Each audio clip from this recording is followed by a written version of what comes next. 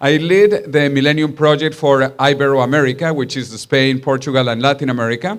And we talk about the future trends. We began as the futuristic part of the United Nations, but now we are an independent NGO. And we publish many reports like this last one, which is about the year 2050, and we have 3 scenarios about the future. In one of those scenarios, we have already reached immortality through rejuvenation, biological rejuvenation. So I highly recommend that you look at it. You can download it for free in our website, Millennium Project.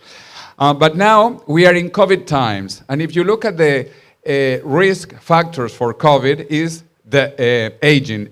The age that you have is the #1 risk factor. Normally, if you are 10, 20 years, you will not die of COVID.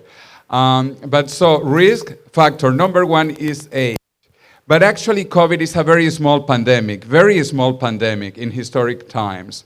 If you look at, in the Middle Ages, the Black Plague, the bubonic plague, killed 1 out of 3 Europeans.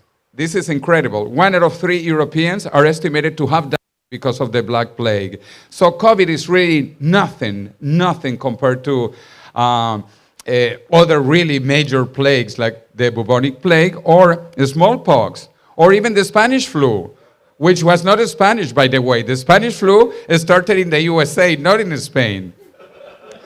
But anyway, so those were really big diseases, big plagues. And now we have stopped the world because of this tiny pandemic called COVID. Well, we should really reconsider and stop the world, but against the #1 enemy, which is not COVID, and it is not climate change, and it is not the Russians. The #1 enemy of all of humanity is aging and death.